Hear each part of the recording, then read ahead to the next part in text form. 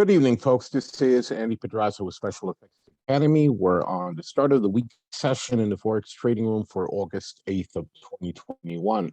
We will be going through our standard agenda, a look at the prior week's results, our currency strength meter for the week, fundamental announcements on the calendar, a look at the major peers on the daily charts, any setups we see in progress, and conclusion. On ledgers, the long-term ledger had a nice uptick of about almost 5%, well, actually more like 4% for the week on closed trades, and we still have 6 trades open, which were in varying degrees of profit or loss as the week ended on Friday. The intermediate term ledger did not have any changes. I think a couple of trades were closed, but they evened out, one loss, one win, and the change was negligible. And the same thing happened on the short-term ledger. We actually had 5 open trades, which is a bit large for the short-term account, but they canceled each other out once closed, just equal degrees of loss and profit. So the only winner this week was the long-term account. Notes and opportunities for improvement. We, of course, continue having global concerns over the Delta variant of COVID. The dollar was bolstered by good results out of the labor market last week. We'll have to see if that is going to change the equation for a longer run, or more likely it's just a temporary boost for the greenback. Quantitative easing is happening across all the major economies, of course, led by the U.S., where we're going to be printing at least $1.5 trillion, could be more depending on the plans going through Congress right now. The Australian dollar had a pretty decent week after a long-running period of dropping. Again, too soon to tell whether that is an instance of a beginning of a sideways market as it finds support, or if we'll see some retracement. This week will probably give us some inkling of what may happen there. The Kiwi pretty much swept the entire board. It gained against every other currency. Not huge gains by any stretch, but still it just beat every other currency out there. And the Swiss franc followed a brilliant week, the week before last, with a spectacular stumble this week that just ended. So the Swiss is in a little bit of uncertainty right now. Relative strength meter for the last week, and here we can see a little bit of what I was talking about. If we look at the very bottom, we see that the New Zealand dollar did beat out every other currency. The Australian dollar, as I mentioned, staged a nice bit of a recovery, either winning against the other currencies, stayed even with the US dollar, and only lost out to the Kiwi. The Swiss franc, of course, went from +7 last week to -6 this week, losing out against everybody except the euro, where it was even. The Canadian dollar, the yen, the dollar, and the pound were pretty evenly matched. They won some, they lost some. You can't call it a complete, more of a sideways market than anything else.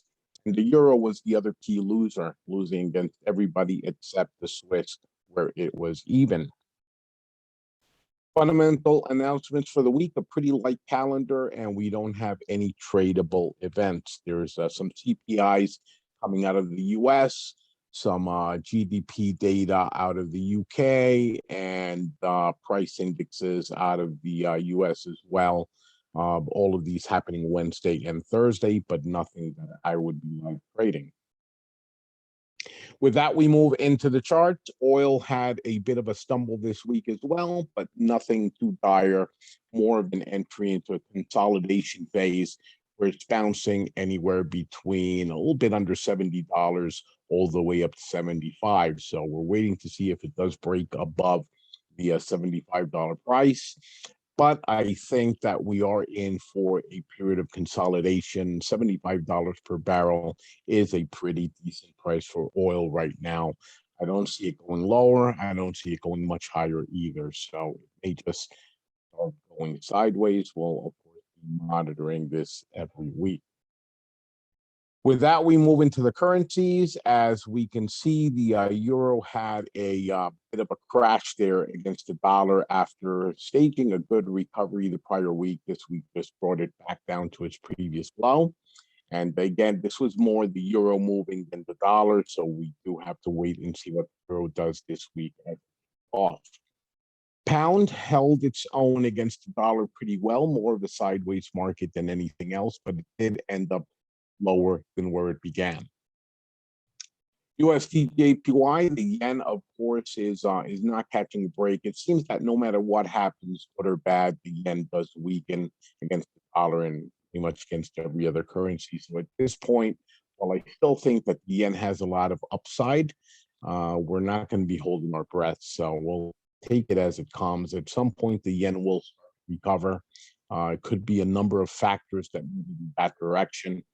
For now, it's just a waiting game. We'll have to wait for it to actually.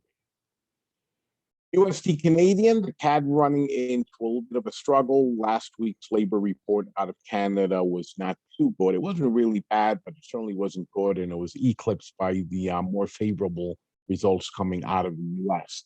Right now, we do have somewhat of a sideways market. The USDCAD is staying close to that level of support and resistance around the 1.5.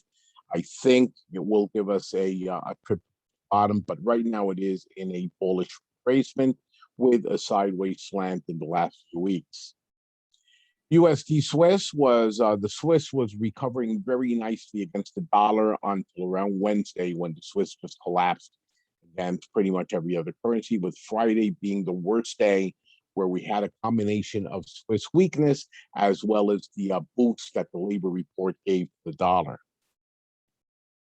Aussie dollar, and we're going to see this on the Australian as well as the Kiwi against the dollar. It's a pretty flat market. It looks like there's a struggle going on between these three currencies, and the dollar is definitely not able to beat the Australian or the Kiwi at this time, but it's not losing ground either. So we are sideways. We are at a level of support that has been holding for weeks now around the 73.25. And again, we'll have to wait and see which way it breaks. We can see this on the Kiwi dollar as well. It is the sideways market, a little bit of a wider range, bouncing between 69.25 and 71.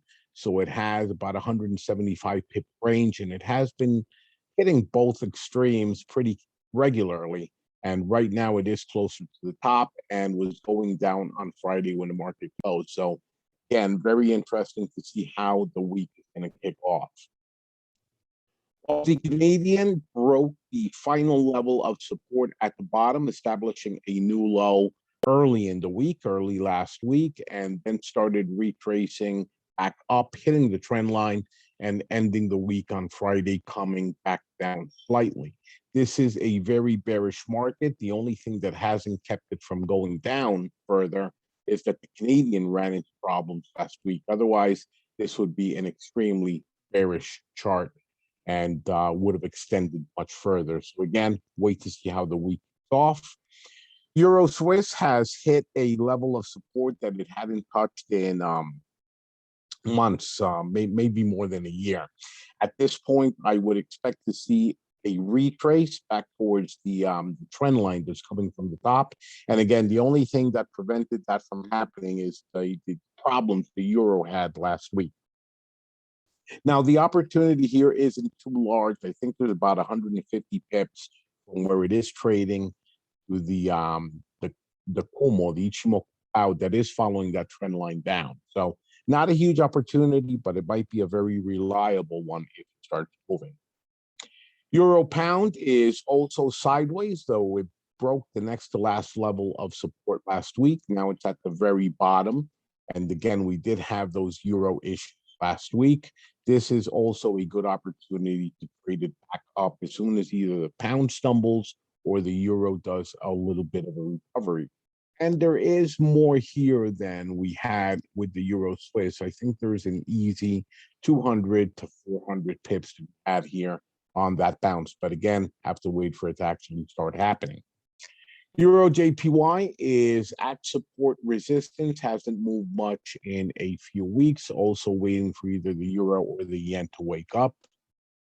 Euro Canadian, another very sideways market right now. We had a bit of euro recovery for quite a few weeks, and then the euro completely stumbled.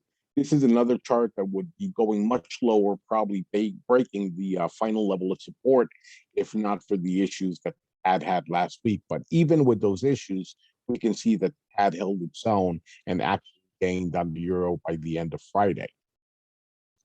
AUDJPY, another one at support resistance, and I think this one, just based on the issues that the yen is having, will be trying to hit the top of the chart again. We're already in that trade, and there's about another 400 at there. Aussie JPY, another pair that's gone sideways as both the Aussie and the yen have run into issues. It is following a line of support resistance quite closely. Not for a long time, maybe three plus weeks, but that's where it is. That's what it's doing. And I would think that with any semblance of yen recovery, is going to shoot towards the bottom. But again, not until it starts happening. Euro New Zealand is giving us some nice opportunities to trade the bounces between that rising trend line and the horizontal at the 161, and we have been trading it that way. Right now, it's at the bottom of that range. We'll probably be starting to trade it up as early as this evening, maybe into tomorrow. Pound Canadian, very crazy chart because both the pound and the CAD have been having a few issues in recent weeks, so it's going in both directions. Right now, however, the CAD is losing the fight against the pound, and we may see a trip to the top. Still a very volatile and erratic chart, so not my favorite trading pair at this time. Pound Swiss, long running sideways market, so no change to that. The Swiss issues had it rising, had this pair rising, Swiss weakness against the pound, but even with that, it didn't go more than halfway across that channel. And last but not least, the pound Aussie. The Aussie, of course, having had multiple issues, and even though last week was the first decent week for the Australian in quite a while, it still didn't manage to do anything against the pound. It's just staying very close to the top of this chart. That is it for the chart setups we see in progress. The pound pairs, of course, still maintaining strength, so we will be looking for opportunities to continue trading into pound strength. The dollar pairs, dollar finding support last week on labor data, but the jury is out as to how long that's going to last. Same thing with the Australian. It did hit support last week and even started doing a little bit of a slow and very, very just stagnant recovery against some of the other pairs. It did win. We can't deny that, but it didn't move much. So with that support, may go sideways, may just have been a temporary blip. The Swiss, as I said, followed a great week the week before last with a terrible one last week, and it could go in either direction. And the Canadian is going into a little bit of a period of uncertainty between the fact that oil is not moving much anymore. It's gone sideways, plus the less than favorable labor numbers that came out of Canada last week. It looks like the market is reevaluating the Canadian dollar. And that is it, other than my final words here, and that more of a bit of a warning than anything else. We are in uncharted territory right now. We're in very uncertain times. The main factor, of course, being all the scares from the COVID variants. We have authoritarian vaccine mandates coming out of multiple governments, where they're basically saying that unless you have proof of vaccination, you can't go into restaurants or other venues. There's already been protests across the globe regarding this. It looks like the population is split pretty evenly down the middle between those who think the government should be controlling every aspect of the situation and those who still think that we do have a level of individual choice and freedom. But there is an ever decreasing level across both sides of that divide of confidence in government. It doesn't look like people trust what the governments are saying anymore. I'm not going to say whether this is warranted or not. I think most people hearing me and knowing me can guess my opinion on that, but I'm not going to come out and say it. The currency markets, of course, are going to reflect that. Uncertainty is always going to make the markets move. This is why we're having a lot of back and forth, sometimes with very big intra-week swings, on the flimsiest of reasons. It doesn't take much. It's a great time to trade if we keep a cool head and we leave our opinions by the door.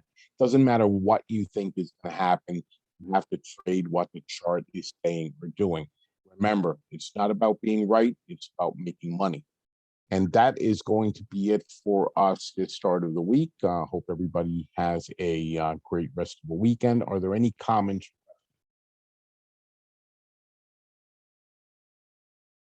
Okay, thank you very much. That's a wrap then. I will be sending out a recording very shortly and posting it on YouTube as well.